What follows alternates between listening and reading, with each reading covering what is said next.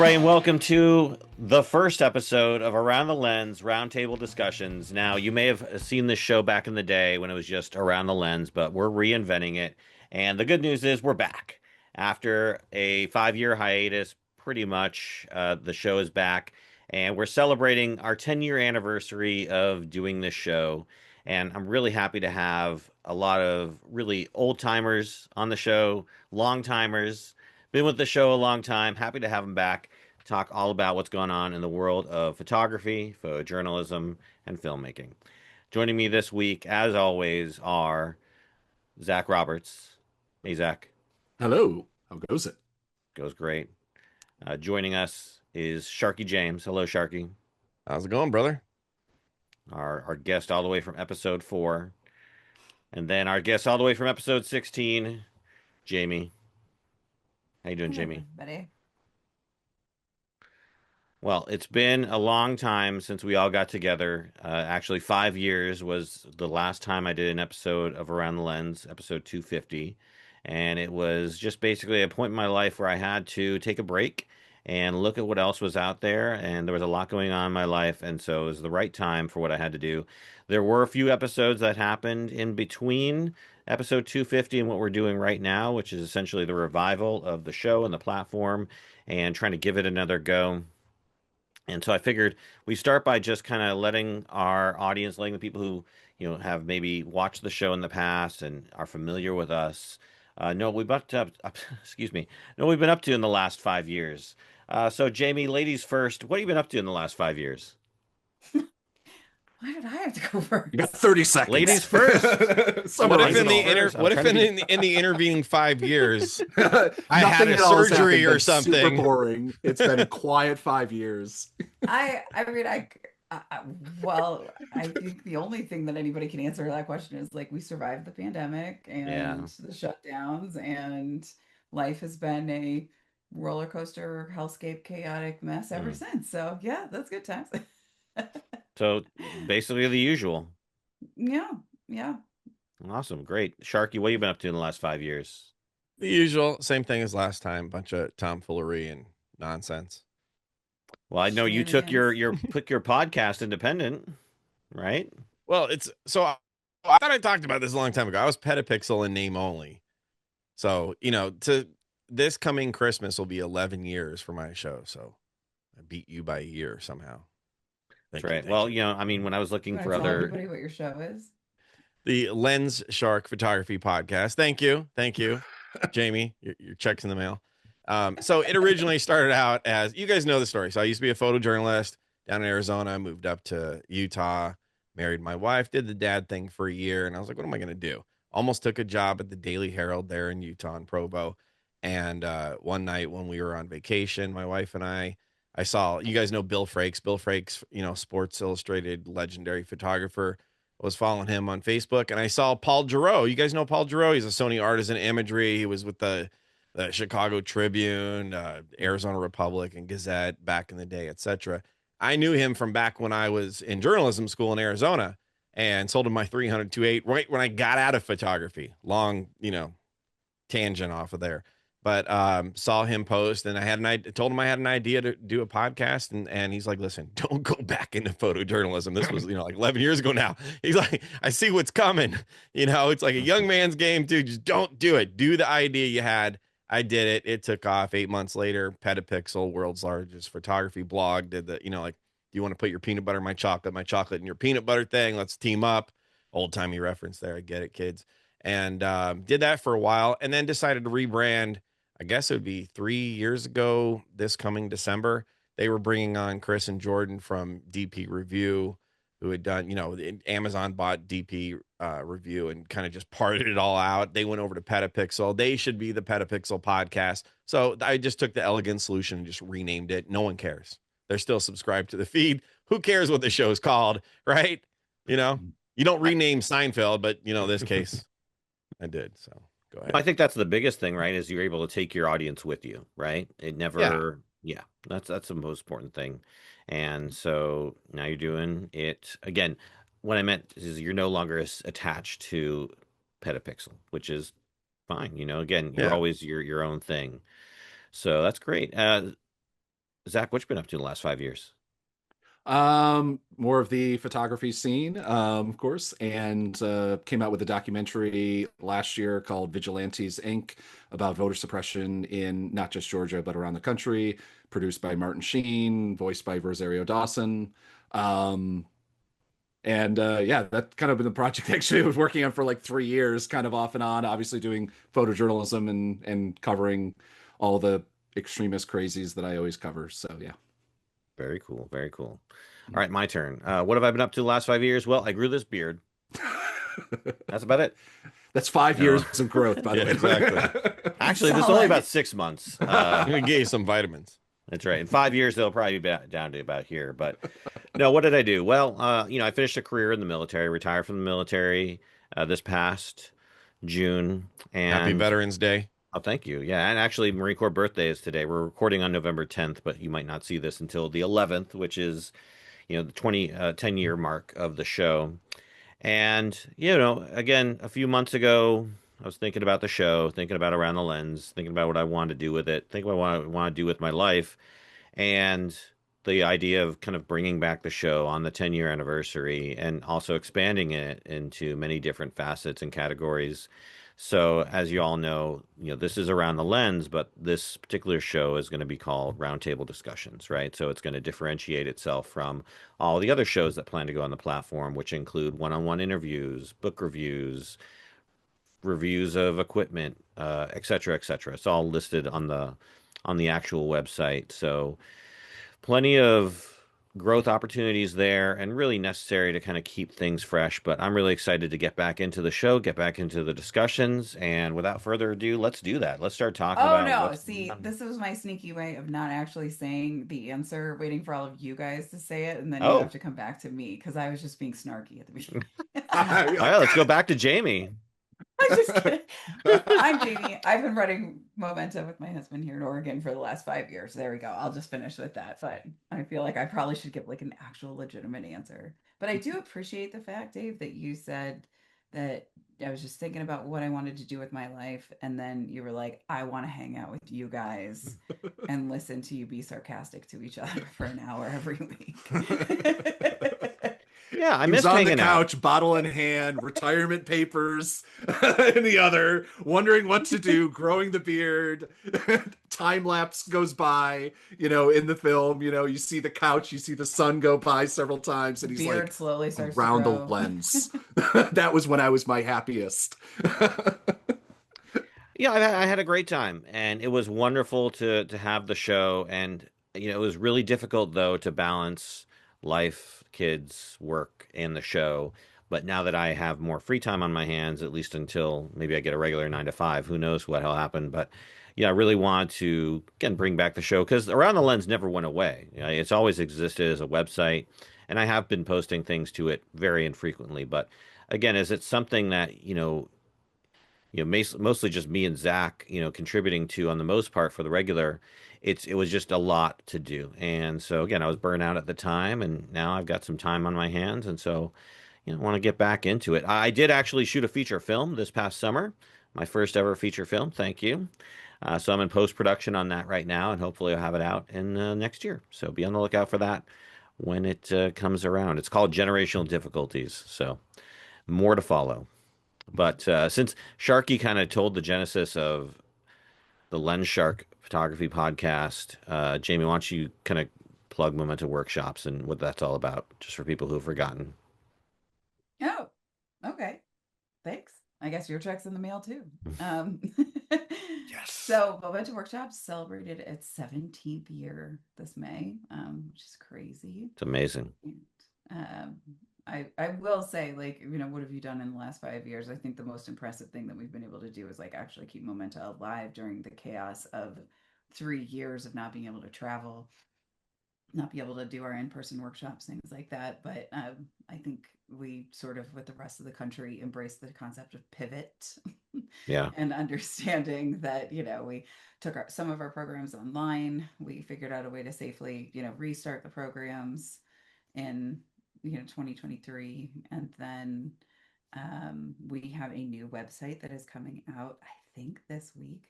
It would be Ooh. just brilliant if it actually came out like in sync with when this that'll just be the goal. Like we'll just make it go live. But yeah, we have a new website coming out, and we're gonna have we're sort of slowly in the last year or two, year and a half, been gearing up to like go back to our full schedule. That was definitely it was a lot. I'll say I empathize with absolutely every school teacher, every in-person event planner, anything like that. I mean, we were all just struggling for a while there just to get Yeah. some clarity. But now that we're back,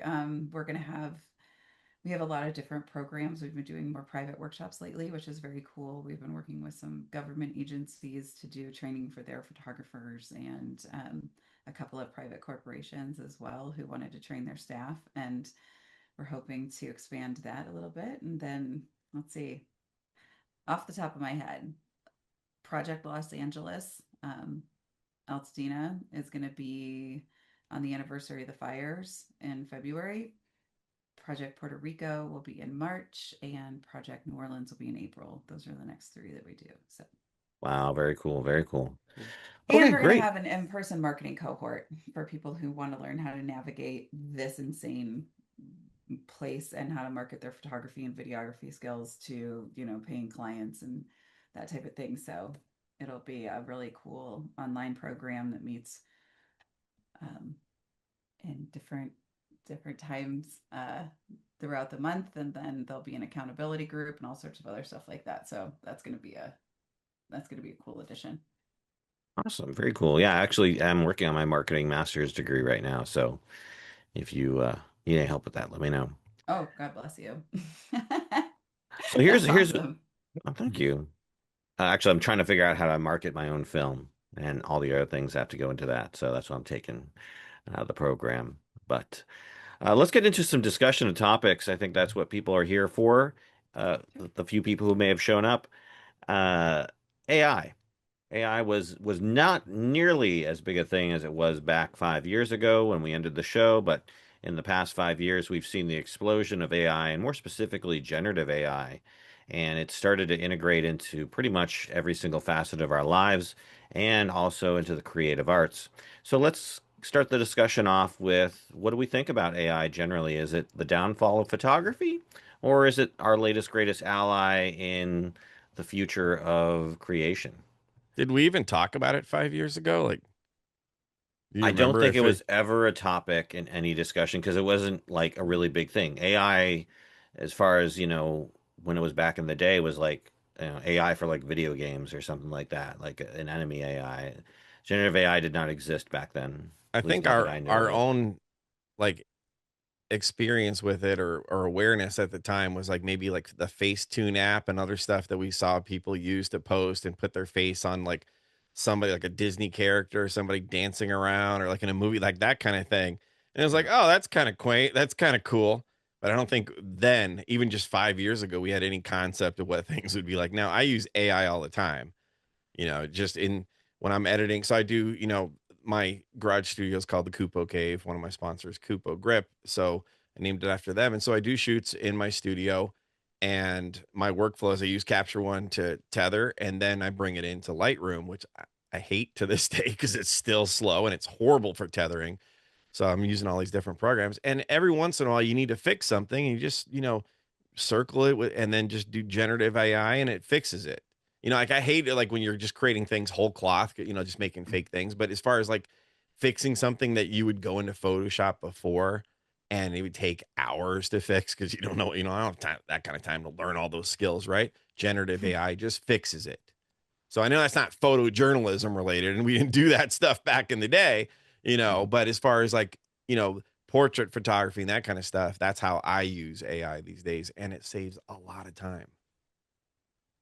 Yeah, no, How I about you think the guys? likes of Nano Banana and everything is just it's crazy. And there was that camera that came out. Well, not even a camera, it's a attachment. You put your phone on it. I think Petapixel was talking about it, where you take the pictures, it goes right to the phone, and then you can, using text prompts, make changes to the images that are just, whatever you want. I think if you're not trying to adhere to the photojournalistic rigor and standards, then AI is pretty cool in terms of what it can do to manipulate photos. Yeah, no. I don't know, from coming from not just the photojournalism side of things, but from the journal, like covering the world of disinformation and misinformation and social media and it's everything. I think that AI as an idea, and or at least the way it's played out, is a cancer on our society. And my Tell us my how you really Oh, opinions, feel. you Zach, know, how I I've am missed holding you. back, believe me, because I can't say what I really feel about the effect that is. I mean, we just had a story about AI, Open AI, I think it was Open AI, convincing a kid to kill themselves. Right. And so, like, this is what it has no, Open AI, Google's AI, and all the other ones that really don't have anything. You can go on Facebook and just scroll through the feed and see how many people are convinced of not fake news stories necessarily, but I saw supposedly Bruce Springsteen, Willie Nelson, and I forget two other people came down to LA to sing a song together and about, after there was because of the protest and bring people together. Completely and totally made up. AI written story, AI photo. Like, I mean, it is ruined. I mean, social media is the biggest cause, but AI's addition to this and the ease of use of it is truly like the level at which it's destroyed so much in so little time. Never mind the fact that it's a copyright theft machine. That's all it is. It just pulls everything in that you Oh, own. Yeah, unless like John Harrington's case this week, that his entire, his publisher basically lost the case for his entire book series to be used yeah, to train AI, and yeah. like all of these other people. So is it a copyright grab? Not if somebody actually gives that copyright away. Like, it's I crazy. mean, I mean, if you post a photo on Twitter right now, it goes into Grok. Like, I mean, every website has terms and conditions now that they've switched. Reddit, if you post stuff on Reddit, anything you post goes into several different AIs because they sell that data. And so you can't exist online, especially trying to promote, trying to do marketing, trying to do anything like Instagram. Obviously, you post anything and your images go into that database to be sold, and you're kind of agreeing to it, even though I hope to God that copyrights will kind of come out of it.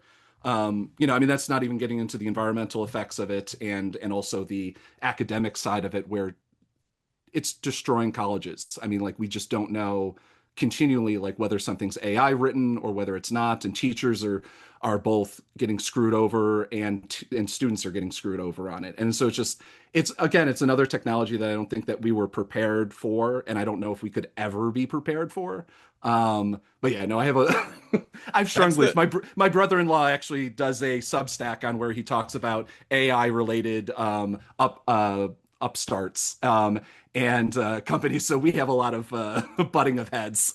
That's the scary part So is we don't know where this is going and no one can really predict it. There's a great I just watched it the other day. It's about an hour long and Rick Wilson from the Lincoln Project and everything. I think it was maybe on the Lincoln Square YouTube channel interviewed some guy who's been talking about AI going back like decades about and he talking about all if you want to be scared, you will be scared out of your mind within yeah, 5 to 7 minutes of that thing of like he just the bad things that are going to happen like there's something like a 25% chance or whatever that the AI might end up just figuring out how to kill us all, yeah. you know? I mean, I think Cory Doctorow just came out with a book, which I've listened to a lot of podcasts. I haven't read it yet, so but listened to a lot of interviews called "inshitification," which is a word that he made up, coined about how everything on the internet kind of it kind of is just getting worse and worse and worse. It's a really big summary. He has a much better thesis behind it and everything, but and I think that that's like the problem with AI is that like that's all it does. That's what its purpose is currently because they can't figure out anything else to do with it. Um, and that like the chatbots don't work, at all. People don't want to deal with that. The imagery is just going to people. It's going to take jobs, even though it's not going to take jobs in the way that it is. I've already seen work in my field because a lot of work I sell to Amnesty International, SPLC, and that sort of thing. Amnesty International, I think 2 years ago, They got rid of a lot of their internet in Europe. They got rid of a lot of their photography in those. Like the way I make a lot of money is in the magazines that like SBLC and different publications put out, because they buy it through my wire service and whatever. They buy it through that, and the rate, because it's a print thing, is higher than like the web. They just started using AI imagery of like protests and violence and things like that. It was shit on by everybody kind of on the internet, but it's already starting and it's already kind of happening. So it's just, yeah. Well, the Jamie, problem is, has AI infected Momenta workshops at all, or Momenta? well, I think we all need to clarify like what AI we're actually talking about. Like we were using, you know, you could call Photoshop filters artificial intelligence in a way, or you could call different things that we've been using for decades that were helper tools that allowed us to do things that, you know, especially if we're talking specifically about this sector, like what you could do in the dark room or not. Like there's been a ton of that creep into there. And if we're talking about AI that's like autocorrect, I mean, we've all been using autocorrect forever. We've been using spell check. We've been using, you know, all of these different tools that are being implemented to help make our lives more productive or easy or something like that. No, it hasn't affected Momenta in that way. One, because we teach documentary training, so and humanitarian training. And I truly think that there's like two sectors that should be bulletproof against AI. One of which I would shame people if they didn't do it this way, which would be like baby pictures and like the baby portrait wedding world, um, because that's your real authenticity that you need to document your life. And the other should be humanitarian and nonprofit. Now, the interesting thing that you're bringing up about Europe, though, is that, you know, when we look at the EU's GDPR absolute horseshit that they put together. There you go. Now you have an explicit on your I on your already said. podcast. Unless I beep it. I can always beep you. And when you look at that though, they've made it so impossible. Like this concept of doing consent at a, you know, protest. Like, oh, I'm sorry. Do you want me to get on the megaphone and be like, is everybody okay if I take your picture to the like 20,000 people that are there? Like, that's ridiculous. You can't do that. If you're going to force photojournalists to not be able to actually document anything without every single person getting consent, like, well, yeah, why wouldn't somebody in a logical mindset say we have to illustrate this with something? We're going to use AI. So, in certain regards, I think there are industries that have forced themselves into using AI in a really dumb legislative way. And we all just sat back and were like, well, I guess it's important because consent's important these days. Like, sure it is, but you're on public property and we have different laws that they do. And it's like a totally different thing. The other thing, though, is that nonprofits are getting forced into using AI because it's cheaper. From our perspective and what we do on the consulting side of Momenta Creative, that is the dumbest thing that a nonprofit could ever do. Donors need to trust the organization is actually doing something. We live in an environment where if somebody sees something that they don't like or something that makes them feel uncomfortable, they immediately scream out fake news. And then you have to prove that that's not fake. So if I show a whole bunch of people dying in the rubble in a war zone and somebody finds out that that was all staged and they have cell phone videos of somebody taking the picture of it, putting the, you know, actors down to look like they're all dead, and then they took the picture and they did whatever. It's the same thing as using AI to show this is what happens in a war zone or this is what happens in a natural disaster. I don't think that the majority of people are dumb on the internet like a lot of people do. I think that they are not savvy sometimes when it comes to learning how to spot this, which is making it problematic. But to be perfectly blunt, like I'll tell you, I very much enjoy the Y files. I don't know if you guys watch this on YouTube.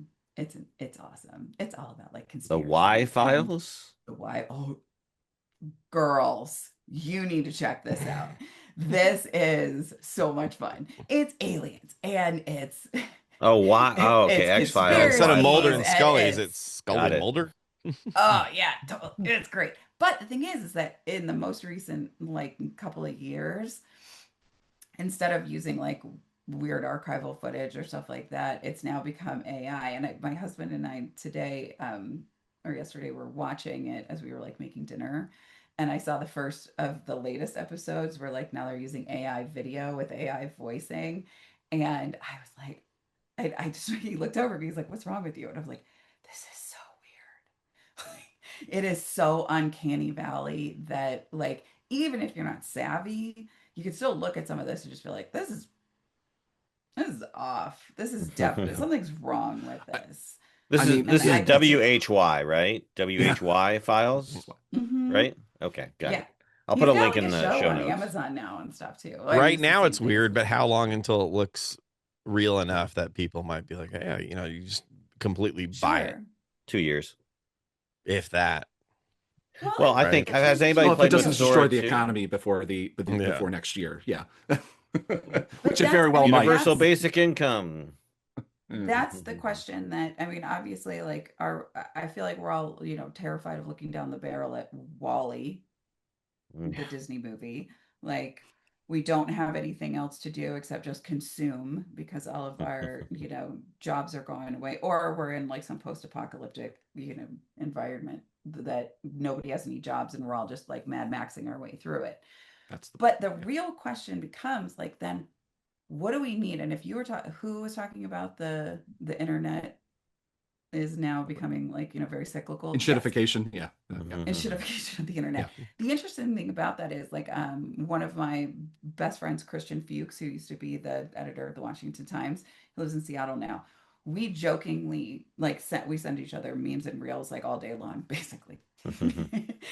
He's my procrastination. And he'll send me something. And during the last 2 months, we have now like it started as a joke, but now we're like getting scientific about the fact that everything he's sending me, I've already seen in my feeds.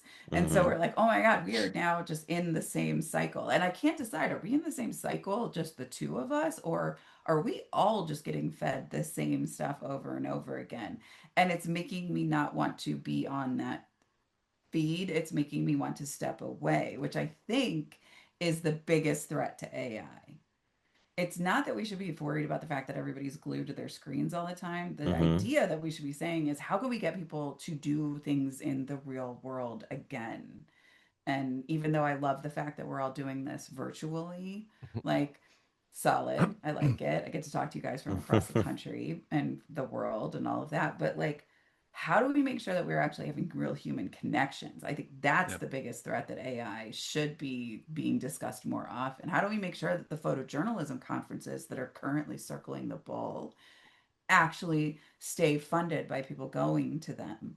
We make sure that we have people meeting in person. People are buying newspaper subscriptions in some form or another. Like, we need to make sure that we are taking the authentic things and keeping them alive and not Yeah. chat GPTing our way through like everything. So there we go. That's it. Sorry. That was a What really long answer percentage of too. people care though? Like we care, but your average person these days they're so busy with stuff they're not thinking about these bigger topics like saving society by making sure we have the arts, that we have, you Yeah. know, journalism and stuff, like stuff that other countries, fund that we don't, that maybe we should. And we don't know where And things are. I believe in humanity. I think someone will solve the problem. Watch that interview I told you about. Holy cow, you will things I hadn't thought about.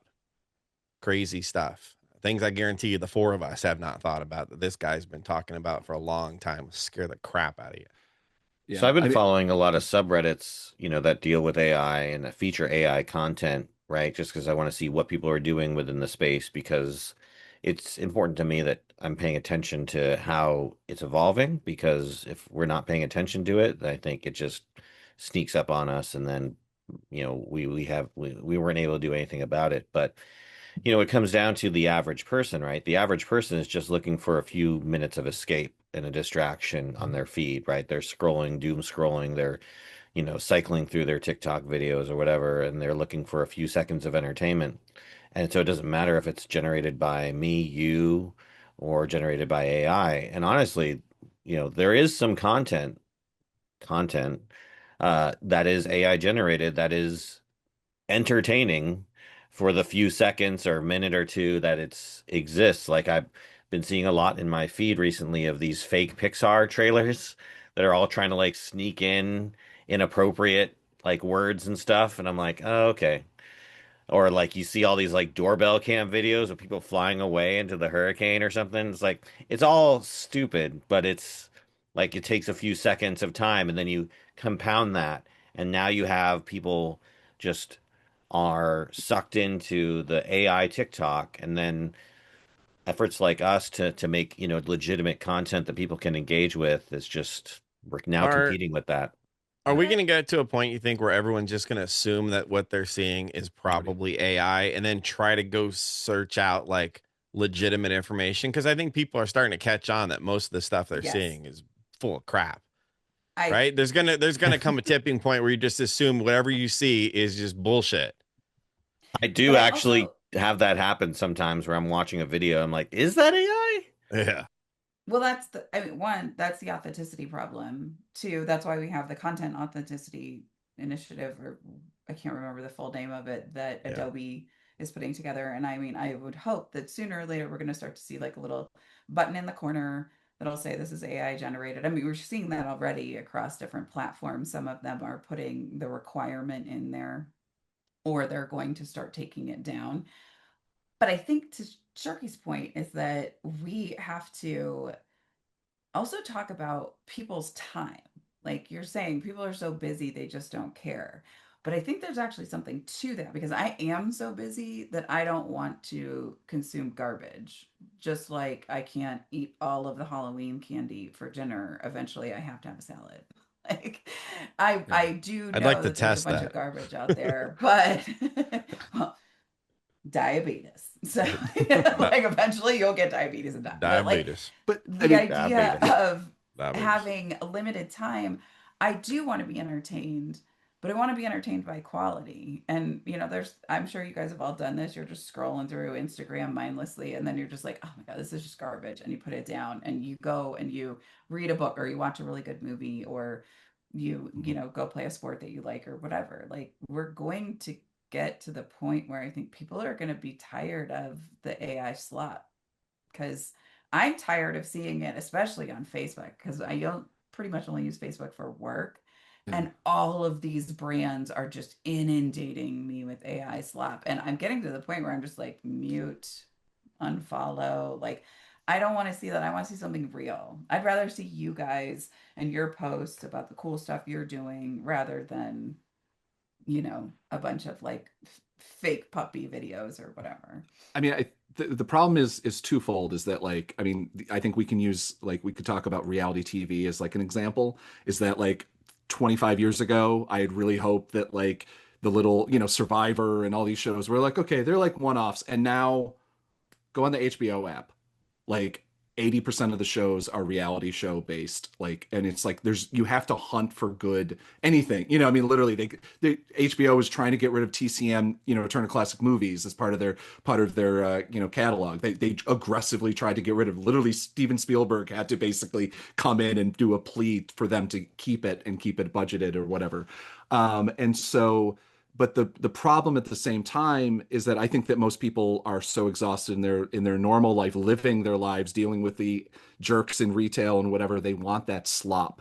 And but at the same time, we're having all of the social media apps and all of these, startup companies and everything that are coming up with new ideas, whether it be oh God, what's the video? Starts with an Sora? S. Sora. Sora. Like Sora, they are getting hundreds of billions of dollars just poured into it. It's the new thing where you used to be able to go, oh, we're selling pet food, but it's an app this time, and so money would just pour in. Now it's AI. Now we're selling pet food. Oh, but there's an AI component, so you're going to be able to make more sales. You're going to do more whatever, and so money is just being dumped into this industry, and so we have the problem where Facebook and Twitter and all these companies. I mean, never mind. I mean, Twitter is kind of a thing because it's literally run by an insane billionaire, almost trillionaire. He's going to be a trillionaire within the next 5 years if everything keeps going. And didn't he Um, just get like $1 trillion yeah, pay package or I mean, it's something? over a couple years, so I mean, it's not right. I don't think he's Oh, technically worth okay. $1 trillion, He but has But to that it's hit was a like, number of goals and yeah, stuff, but yeah. yeah. I oh, mean, I mean, the stock market's completely and totally made up at this point. I mean, we have to be real, like the idea that Tesla is worth like what, 1,200, the price point that it is so completely absurd. Like they don't sell enough cars to justify that kind of stuff. Um, but you have this industry that is completely fake because it's just money's being poured into it, hoping that they're going to get a return on it in the long end. And then you have it run by Mark Zuckerberg, Elon Musk, and Bezos, who they realize that like, oh, they're invested in it doing better and keeping going, and everything is just short-term returns, and they don't care if they're going to take out the intelligence of an entire population. That actually benefits them. Not to That's go why like put my tinfoil hat on and go watch the Y files. I put the link in the show. I put the link in Yeah. the chat. So hopefully, David, maybe you can put that in the show notes somewhere or whatever. They talked about that. They're pouring so much money into it because whoever wins the AI race wins. And whoever. I mean, we all lose, but yeah. Yeah, it's getting to the point where AI is tricking humans and hiding code. And I'm telling you, watch that. It will scare the crap out of Oh you. no, it's bananas when they tell an AI. It's They know unbelievable. bananas. We have no idea the AI is just going to take over. Oh, It yeah. sounds crazy. AI, I mean, it sounds like ridiculous talk, but this is reality thing that now. we're not talking about is we're talking about like the dumbest thing in the world. Like, did you guys ever watch the television show Mythic Quest? Yeah. It's so I heard of funny. it, never It's seen so it. great. They have, given the fact that we're already explicit, they have this thing where they design video games and they are going to introduce a new thing. And they have I can't remember what the exact thing is. Like, Is thing a euphemism?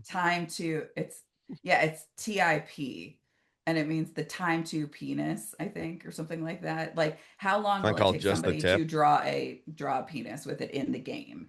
Oh. And they know that that's what everybody's going to do. What we're basically talking about is the same thing. We were talking about the squeaky toy that AI is giving us. Mhm. We should be talking about the fact. I mean, one of my favorite things to do with AI is to write alt text for the pictures I post on social media, because Mm. I believe that we should be putting more alt text out there. I think that photography should be accessible. I think we should Yeah. make sure that readers are there. I mean, like, please come up with a description for this in like 2 seconds that I don't have to, but I can still do something good with it. And I think that we should be focusing on the fact that, like, if we do develop some of these systems, like, cool, can we cure cancer? Can we, like, travel space? Yeah. Can we figure out ways to help funding resources go? But I think we also should be talking about the negative effects as well. I just think for our industry itself, like, if we are going, don't be, I heard the expression, don't be the buggy whip salesman. Like, if you're the last guy before the cars came out that was only selling buggy whips, then you were screwed. Like, we have to embrace this. If we look at Drew Geraci, he's out there and he's like, look, I'm going to learn it, and everybody hates me for it, and I don't care, because I want to learn it so I can learn how to do it well, and I can do it with ethical, priorities. Know Then thy yeah, enemy. sure, let's learn it. Yeah, exactly. Learn how to commit the genocide more effectively. That's the way you got to do it. That's the only way you can win the That's battle. right. Is, I mean, there's no way out of it, unfortunately. I mean, there's so much money being poured into it. The only thing that we hope is that, I mean, I hope personally is that we see the entire, basically the NVIDIA has to collapse under its own weight. Which is funding, basically, it's the richest company in the world right now because of the chips that it provides to do the AI crap. And when that collapses, which it can only collapse. I mean, bubbles blow up, and it's going to take the economy with it. I mean, there's so much money in it, in this industry, and that's the problem. I mean, my thing is that there is no place other than maybe AI caption. I mean, like, there's little tweaks of things that I can do. Like, for me, as like documentary and photojournalism, there's nothing that it can do. Like, I can't have AI attached to my documentary film in any way, shape, and form. I wouldn't even edit with it. I wouldn't do anything to help it. I use AI transcription, which is, not honestly not gotten better. It's There you gotten go. worse. I will That's say, since Adobe added AI to the transcription service, which it's Mavis Beacon has been around since before AI or before computers were able to do that type of thing. The only thing I've noticed that my transcription service has gotten using through the Adobe service has gotten astronomically worse. It doesn't Yeah. remember words. It doesn't like, especially, I have a little bit of a niche, like most people don't need to know Nick Fuentes' name, like there's a little bit of a niche, like thing. And it doesn't know any of those. It used to know these things. And somehow since AI has been embedded and there's no way, if Adobe could just give me the opt out, I would love it. But there's no way to do it. Every single editing service now has it embedded into it, Yep. and it's not an option. So it's just like, okay, I guess I'll just keep with Adobe. Well, But you I could mean, also do it the hard way and hire somebody to transcribe your videos for you, which I is end up extremely having time to. consuming. Literally, what only thing I do use the AI for is a keyword search.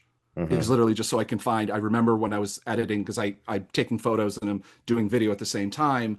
I can't take notes the way that like a videographer or a still photographer, would. And so I have to. I remember a word. I remember he said, whatever, with some word, and I can keyword search and then pull that clip out. But like AI, when it comes to Lightroom and Photoshop, I can't use and I won't use. I don't want it anywhere near my photography, because I don't want people to say, which they're already Oh, that was saying, just faked. those Yeah. protest images were AI'd, and the cop beating that guy or tear gassing that congressperson, a candidate, congressional candidate, is an AI image. And that's already happening. Yeah. And because people don't know the difference, and they don't frankly care to know the difference. I mean, I literally got into an argument with a documentary filmmaker that I've known for 20 years. She was nominated for an Oscar, and Wow. that Willie Nelson image that I was talking about earlier, she shared that, and she's like, "No, why are you saying it's not real?" And I had to argue with it. And it was just like, I don't know how. I mean, she's in her 70s, I mean, not, whatever. I can tell that, her from her filmmaking, she's not been like technologically, dealing with the advancements well, but it's just like, it's shocking. I mean, we've already remember the movie Roadrunner, the Anthony Bourdain film? So there's a big controversy, which I'm sad Oh, because it looked like yeah. a great film. They took his voice, ran it through an AI, and added audio, and they thought the funny thing is that I think they would have gotten away with it if they Hmm. didn't admit that they did it, because they were like, "Oh, I Mm. can't believe you got all these audio clips. How did you get him to read?" So he's like, "Oh, we just ran it through an AI," and then basically the film completely collapsed. And so it's just like, I mean, it didn't do. I mean, that film should have done documentary numbers at least, and it did I nothing. got a question for you, Yeah, Zach. Do you think there's staff photographers out there, the last three photojournalists that are staffers that are using AI like on the download just to like make things better? what I worry is the There's got to creep. be, right? Younger ones Well, maybe that just kind of like don't the know things like or topaz, the things like the things that make like things sharper, that maybe save an image or something like that. That's what I worry about, is that yeah. creep happens, and then they Yeah. get away with it, and then you start doing more and more. Or, Jeff Bezos over at who owns the Washington Post, says you have to start using, which he's told his journalists, you have to Yeah. start figuring out how to use. It's built into the website now. You can't go to the WashingtonPost.com and not see AI kind of, oh, do you want a summary of this story? And its Be- conclusions are absolutely BS. And because so, you bring up a good example, like with denoise, like depending on if it's topaz or whatever out there. I don't even mhm. know what, they I just started know that out. topaz. I don't. Yeah, yeah. Yeah, they started out doing, sharpening and everything, the conventional way, looking for Mhm. edges and all that kind of stuff. And then AI creeps into it, and then it's like creating things based on Yeah, what it's learned on. And then all of a sudden, that's not real. So it's yeah. not Yeah, but enhancing what? what you You're have, talking it's about two creating new totally different parts. things, though. Mhm. You're No, talking I about know, two but I'm totally saying different I things. Because, wonder like, if, Imagine or yeah, Ivado or anything like that, like, you have utter control. It is no different from just a really smart Photoshop, because if you're using auto color, you open up your levels or you open up curves and just press auto, that's doing the same thing that those ones are. If you're asking them to take out buildings and put in new whatever, I mean, yes, then you're talking about that creep. But a lot of those, like Imagine, for example, like we've used Imagine, like we tested out Imagine for some of our clients and things like that. And like you can tell it, be ethical in a way. You're telling it, I Yeah. don't want you to remove all the wrinkles. I don't want you to make my eyes blue. I don't want you to do that type of thing. And if you put it in your presets and then you mess around with it, I think that the thing you're bringing up, though, that is so important is we have to talk about, I'll be the like token female in the room here.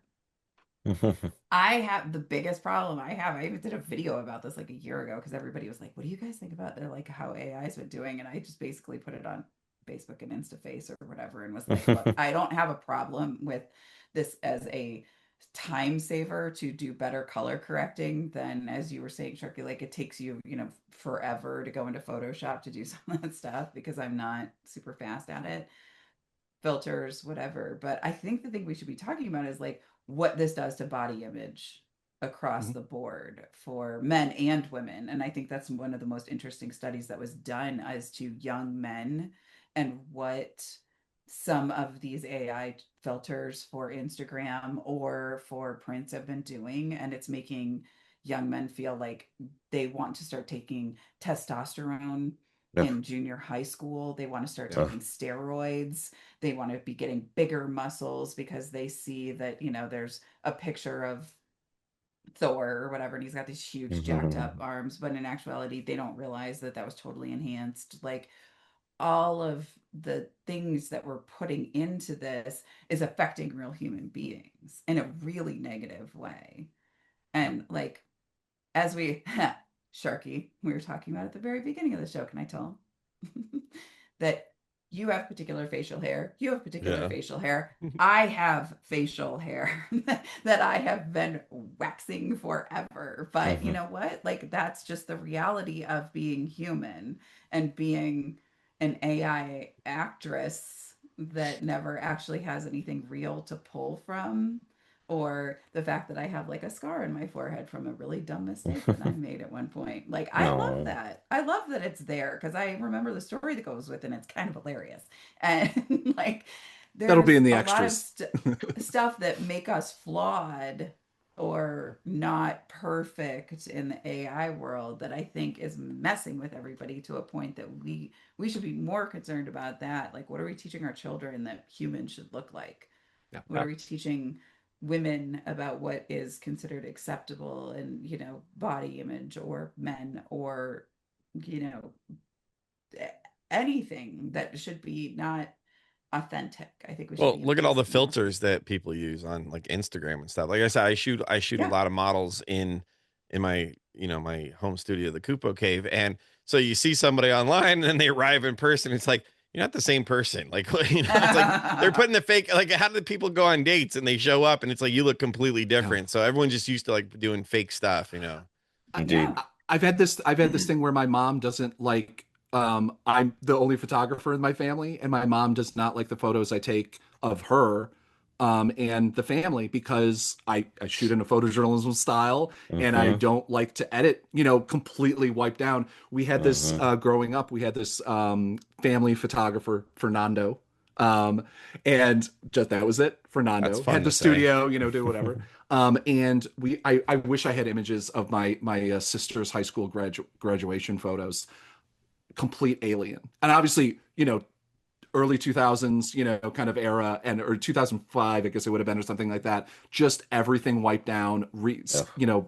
bone structure reshaped, and it's just like at least that was like it took to me. It's like it's about the effort.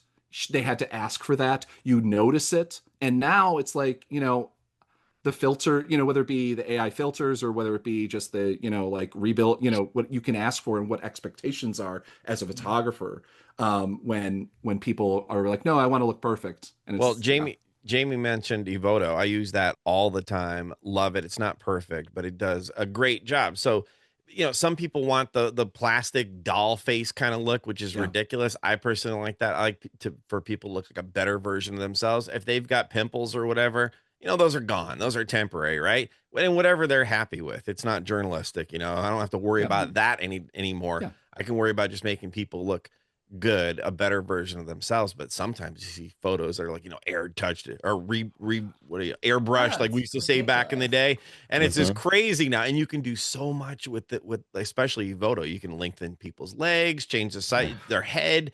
It's I don't know, it's gotten out of control. It's kind of comical sometimes, but the tools are there to use. But I worry about who's using these for evil. But what I was saying, Jamie, though, is like not even just when it comes to photojournalists, not just removing like maybe a building or a billboard or something that's power lines or something like that, but these sharpening algorithms and stuff that aren't just Mhm. sharpening based on the old way of doing it, but are looking and going, okay, let's recreate that, whatever it is, that hand. And all of a sudden it's not that person's hand. It's a Yeah. reimagined, sharpened version of someone's hand that's not even real anymore. Yeah, You know it's what I'm kind of saying? I like what wonder if Samsung photojournalists did. are doing that, and what, and Well, I if they feel like even know what tools they're using, and what's I being mean, done, and if anyone I, even cares. Yeah, I, Samsung got in I, I trouble think for they that care. for uh, replacing photos of the moon with essentially like a generated image. You mhm, pretend like your cell phone is taking a close-up, detailed shot of the moon. In yeah. reality, it's just pulling a picture of the moon from the internet, or Mhm. something like It, that. I did So, that like eight it's Well, years and ago. that's 8 years ago during yeah. the when there was that total eclipse, and I posted something I just created like in about 10 seconds in Photoshop, and everyone was like, "That's a great shot of the total eclipse." I'm like, I just created that 10 seconds. That's all it took, and it was fake, and it looked Well, I think great. Yeah. there's been that problem in photojournalism pre any of this stuff. I mean, we Mhm. had the Lebanon-Israel war where they put in all those extra bombs that were going off. We've had, people take two very desperate people, put them together looking like they're fighting. I mean, there's a lot of unethical things, and as the one of the founding fathers of military photojournalism, Chip Mowry, always says is ethics are for ethical people. Mhm. Like, that's the problem. If you have ethics, then you believe in them, but if you don't, you're totally willing to do all of that. And I don't think that I think there's probably, yes, a percentage of people out there who don't realize like how egregious they're doing. I think there are people that absolutely do. In fact, I got a call from someone who was doing a photo contest, and they were trying to revise their rules because they wanted to do an AI category, but it's pretty much like it is sort of a documentary type of a program, but they're like, we kind of wanted to do an AI one. And I was like, well, why? And they said, because we have so many submissions that people are trying to sneak in. We figured, why don't we just make a category Mhm. where then everybody can just do that and you put it in there, and then maybe we won't have as many trying to sneak into the real contest. And I was, again, was like, well, I guess it's, presumptive that people will be ethical. But even World Press, I mean, that one World Press picture that won like 5 years ago or whatever, that was like so egregiously photoshopped. They said Hmm. you didn't fake it, but it's just so insane what you did with the like original that we can't give this to you because it's not even close to the reality of what it is. And Yeah.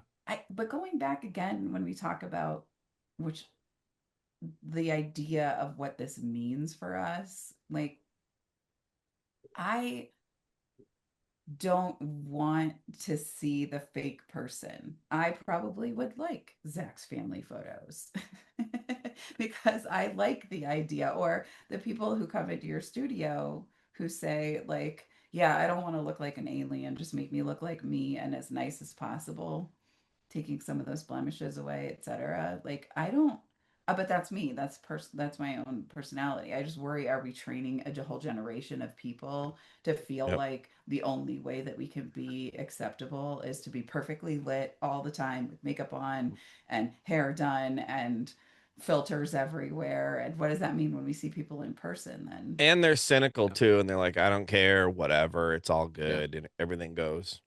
You Mhm. yeah, know, yeah. standards of the bar is getting lower and lower in all aspects of life. Yeah. I, Yeah. the We're thing, screwed. because I was just reading something. I'm just using Topaz as like I read that they started adding AI or something. I don't know. But like I mean, it's just like this extends not just to photojournalism, but like we're talking about like nature photography. It's just like, did you actually take that image, or is it, as Sharky, you were talking about, just like when you sharpen that. I've tried a million times to take photos, nice photos of birds. I fail miserably. I've had the lenses or whatever. I don't know why. I just like, Oh my I God, can take great 100%. photos of, whatever the people that I photograph, but for some reason, birds, I just, it's like one of my things. And it's Birds just aren't like, real anyhow. Remember? true, true, true. Fair. I will concede that point. If it flies, it But spies. Yeah. oh, Bear. Don't ask Dave about his drone incident. Oh But God. we have the problem where nature photography is potentially falling. Yeah. Mm. Not Where, AI. do we believe the photos? And like, obviously, there's going to be a subset of people. I don't care. It's a good photo. It's a good photo in quotes. but it's just like it's not a photo if you take a blurry or a, photo of a bird and then you rack up that sharpening, whatever to the AI level, and now suddenly have a basically reimagined photo of that bird. And it's just like, yeah, I guess if you don't really give a crap, then fine. But like, if we're talk about like if everything is just going to be fake, then nothing. At what point does nothing matter anymore? And then I don't know. I think we're already there for most people. I think we're there for most people. I feel like there is a lot of people. I don't know if we're at a vast majority, but I think we're at a getting closer to a plurality, maybe. I don't know, that like of people that don't give a damn, because there's so much other stuff to go on. But it's just like, I don't know, the AI data centers are causing my power bill to go up in the state of Virginia because Dominion has to subsidize open AI. So like maybe that's something that people can care about. Guys, now it's time for the big reveal. I'm actually AI. I'm not here right now. I am a duplicate of Dave. No. No, I think AI, though. Oh, sorry. Go ahead, Dave. I was just going to say, I mean, AI as a tool to assist and support things that we do is, I think, fine. And I think if it enhances what we're able to do, then it's great. Like you were talking about, you don't see AI as a piece for what you can do, Zach. But I think if it could assist in research, maybe there's a place for it there, even for a documentary. Oh my God, I wouldn't trust it to do. Well, anything. no, I don't. Check it. Yeah, check your I'm work. just saying, like, getting you kind of like Wikipedia, right? Nobody takes Wikipedia at face value, but it can be a bridge to get to other places. Like, nobody should. You have a positive look on it, people's Nobody lives. should. Oh, yeah. I'm just saying, but yeah, Jamie, what were you gonna say? Well, I was actually going to skip to one of the other questions that I knew you were going to ask tonight.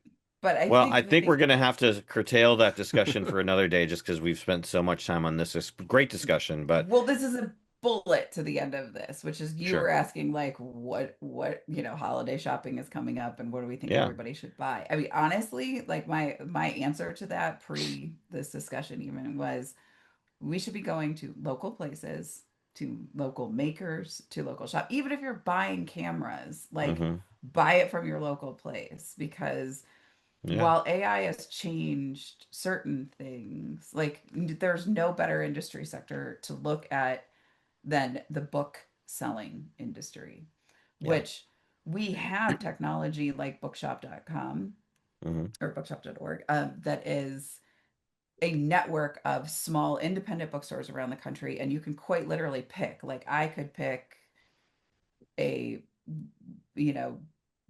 bookstore in Virginia and say, I want my books to come from there. It might come from a different warehouse and be shipped directly to me, but they get the percentage of the proceeds. And the interesting thing is you have a whole bunch of people who are super passionate about making sure small independent bookstores stay alive. That even my like tiny town of 30,000 people has a bookshop that if you walk in on any day, there are stacks of book orders that people have called in because it's just as fast as Amazon. And I'd rather make sure that this storefront stays open. And we should be doing that in the photo industry as well. Which tangent to that. Oh, were you still talking? Oh, I was just going to say, like, that's how we keep away from this whole like AI enshittification that we're dealing with is like support our local makers, support our local creators, buy prints from photographers that are selling it instead of everybody rolling their eyes and be like, oh my God, I can't believe they're doing a print sale. Their business must be bad. Like, sure, it probably is. Buy a print. Do that. Support each other so that we can like lift each other up like the book industry has done. Yes, so sorry. a photo related takeoff of that is, a camera store these days is like the unicorn of unicorns, right? So we had a camera store. Yeah. Remember those, Grandpa? So you guys, I don't know if you know Picture Line in Salt Lake City, big camera store there. So they just opened a location here in Boise, Idaho, and they're really high on camera stores. They said that actual camera store business is having a bit of a resurgence. That's great. A lot of people checking out film. A lot of people want regular cameras and stuff. For full disclosure, one of my sponsors is Robert's Camera back in Indianapolis. Robert's Camera, good old Roberts. Love them. I know they're awesome. And so to hear that a camera store was going to open here was just amazing because Idaho Camera closed during the pandemic. The pandemic killed them off in September of 2020 after 76 years of operation. Wow. Yeah. It's tough. So Idaho Camera was legendary here. So for an actual camera store to open up is mind blowing. So I went to the soft launch this past about a week ago tomorrow, and it was just amazing, that camera store. Like, can't believe this is a thing. I have one last thing. We were talking about, like, obviously it's not a small business, but I was in Costco the other day. They're selling point and shoot cameras, like little $79, like, you remember the Vivitar you could buy Yeah, for, like, yeah. again, so Yep. they're selling those because that aesthetic is now becoming, it's a TikTok thing, and it's a popular thing that they Yeah. want that hard flash, like old school, old school, like point and shoot kind of look. And that's what this is. It's like 9 megapixels. It's nothing amazing. It's like Yeah. it's literally a $79 point and shoot camera, and like they have an entire palette of it, and it's been there, Well, and it's something it's a weird thing to look positive on, but like at least it's something other than taking it, because I still have an iPhone 12, but it's just like, Whoa. I hate that everybody Does that even takes work? it does. not to No AI. not You not even to make phone drop calls with that thing? Barely. not- But that's Verizon's fault. not to drop another one of my sponsors, Fujifilm. But Fujifilm, look at how great they've done in recent years, because they figured Oh out my God, what it's are amazing. it's blown my mind. Shout out to Victor Hott. I don't know if you guys know Victor. He's an awesome person. You got to So, interview Annie- Victor. He's great. Oh, go ahead, Jamie. Annie Flanagan teaches for us, and they were telling me, like, the thing I love about their work is that they'll make these like really cool collages, or they use cameras that are weird thrift store finds. And I love the story about how, like, whenever they would traveling for work, they just go into a thrift store and be like, oh, it's a $5. Ooh, this lens looks like totally fogged. and then they'd pick it up, they'd shoot with it, and then be like, okay, that's the aesthetic. I'm gonna like remember that this goes with this camera, and these are all of like the different cameras that have these really funky, weird aesthetics that go along with them. And so I was talking to them at the last New Orleans workshop, and Annie said, yeah, it's possible now. All of these young kids, which Annie's like 10 years younger than I am, so they saying another. So she's 20 something. Come on, guys. You had an opportunity there. Oh, that's It was sweet. implied. I didn't think I had to say something. Jeez. Yeah, it was obvious, right? I know. Yeah. All right. Well, we're getting to the end of say- this show, and we already Oh. kind of touched on the future, right? So I'll give you all one last sentence to kind of close the show out. Quickly tell me, what are you looking forward to in the rest of 25 and 26? It can be a piece of tech or an event or something, a showcase or whatever, or maybe there's something you're doing. Kind of one thing you're looking forward to in the coming year. Whoever wants to go first. I volunteer Zach. I don't know if I'm looking forward to it, but it's like a weight off of my chest, back, whatever, shoulders, I think that's the term. Could have used an AI. Come on, goddamn. Open AI could have helped me on that one. Is that I have hard drives everywhere, and they've finally gotten to the point that it's like ridiculous that I'm like, when I know that I photographed this person back in some whatever, and I'm a terrible archivist, I'm terrible tagging all that stuff, and like I'm finally devoting like the next couple months to archiving and everything, like reconsolidating, re-editing if I have to, like, and uploading and make sure everything is like tagged a little bit better, which says a lot, just so I have a lot more free time. But hopefully I won't have free time to do this, but like that's like I'm finally devoted to like that idea, and it's just like, so that's finally being like a thing that I'm focused on. So Awesome. Who wants to go next? I Ladies volunteer first. Sharky. Oh, you volunteer me? I'm It's looking tribute. for on a professional level. I'm looking at the further effects of the tariffs, which have affect advertising on my show, because some people have had to pull back thanks to the tariffs. So thanks for that, Donald J. Trump. And then further to what we were talking about before, I'm hoping to see more reality in 2026, more just authenticity and less people kind of pulling away from AI. Like I said, people are starting to, I really feel, just in talking to people, younger people I photograph in the studio and everything, they're just getting tired of like all the fake, just everything's fake and you don't know what's real, what's not. So they assume it's fake. And I think that's going to drive people more toward reality. So I'm high on the on the photography business going forward. I think that's why we're seeing a resurgence in film. People are going analog. Just more reality, more people, touch some grass, bring a camera while you're there, maybe stay away from the editing a little too much and just kind of be more authentic in 2026 Cool. because we Jamie? need it. Absolutely. Well, on a professional note, I'm very, very excited for this website to get done. We've been working on it for a really long time, and we have to do so many other websites for our clients that the cobbler's kids don't have shoes right now. So very excited for that to come out. On a personal level, I'm quite excited, anti-AI, about my husband and I are going on a date tomorrow night to go see Guillermo del Toro's Frankenstein, of which no AI was used in the filming of that movie. And I am stoked to see it because it looks visually stunning. So, but for the end of the year, yeah, I'm really enthusiastic about getting this new website up, and then also just being able to pay attention to like the really cool podcasts that I would like to catch up on during the winter months. So, keep doing them, Mr. James. and and yeah, just catching up on like some of the great content that's out there. Like I have like 20 Candid Frame episodes that I like need to catch up on because I just have them in my like to be listened to pile. Yeah, I do not Awesome. sound like a Barian X. No. If we only all Nobody did. sounds like a Barian X. It's just the greatest voice Or my good friend ever. Frederick Van Johnson from This Week in Photo. I messaged him, but he I guess he's busy right now. Oh, no big deal. We'll get him on again in the You got to future. have you had him on the show before? Yes. Yeah, Frederick's great. He is great. Talk about Sora. Is he still doing Sora Twip? videos. Yeah, still doing Twip. Every day he sends me videos of him that he's playing with all the fun things. Zach would not be happy.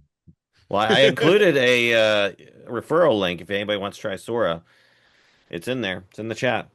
So I know Zach will be the first to do it.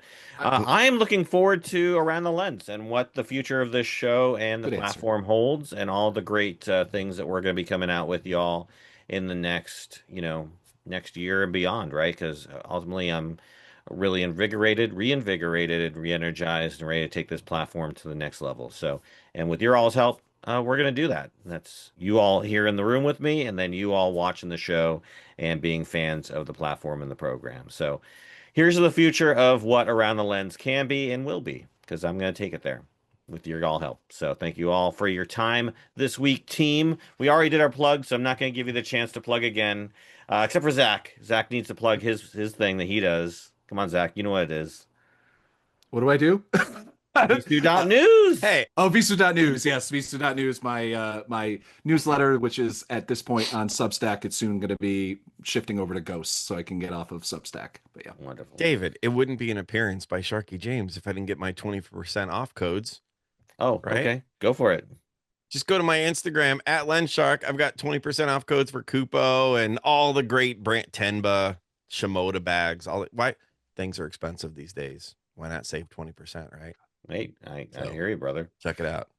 Now what you're going to do is you're going to go to all your sponsors and tell them, hey, you know that bump you just had like just recently? The Sharky James effect? The Sharky James on Around the Lens was that reason. So what you need to do is you need to sponsor my boy Dave on Around the Lens.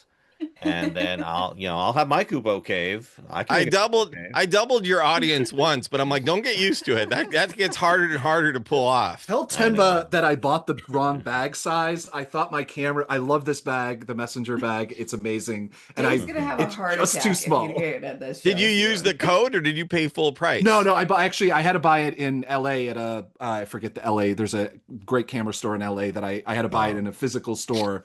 And that was a year ago that I bought it. So, but is it the DNA messenger or is it? The DNA messenger. I love it. I don't know where my old one lasted that they gave me. I helped them design a bag years ago. And when I worked at B&H, and so they gave me one, and it finally just was like, okay, I can't. It's like literally all the marks are worn. Maybe we'll have a tour of the Kupo Cave sometime. It is filled with stuff I get for free. I want to see it. I'm eager. Yeah. You can make that. We'll make that a feature. All the fun stuff. Here's an exclusive. No one's ever seen it. No one's seen this yet. Ooh, exciting. Nice. Ooh, clean lines. It's hard to show. Yeah, nice clean. My first tattoo ever, it's the Ellen Chrome logo because I'm lighting obsessed. If you're a photographer and you're not obsessed with lighting, I waited 54 years and I always said I couldn't be trusted with the decision to get tattoos because I'd probably get logos and look like a damn NASCAR car. And what did I get? I got a logo. Yeah, logo. First of many. I remember when I was working at B&H and I have a couple tattoos and I said, hey, if I get, it was when the D3S came out and they just did a thing on it. And I was like, hey, if I get a Nikon tattoo, is there any chance you could, help me out with something? And they're like, why would we do that? People get them voluntarily. We don't have to pay anyone to get Nikon tattoos. And so I was like, fair. Yeah. She just said, what can I get if I get a pay for this? People have asked me, they're like, what does that mean? I go, it means I can't be trusted with $200 is what it means. Yeah. I mean, that's what most people's tattoos are. Like, can't be trusted with $200. That's why, yeah. It's an old Solid. joke. All right. Well, this has been episode 1 of Around the Lens Roundtable Discussions. Thank you all for joining us. Thank you, Jamie. Thank you, Sharky. Thank you, Zach. I have been David J. Murphy, the host for this program, and we look forward to seeing you on the next Around the Lens. Bye, everybody. All right, I'm going to stop the recording.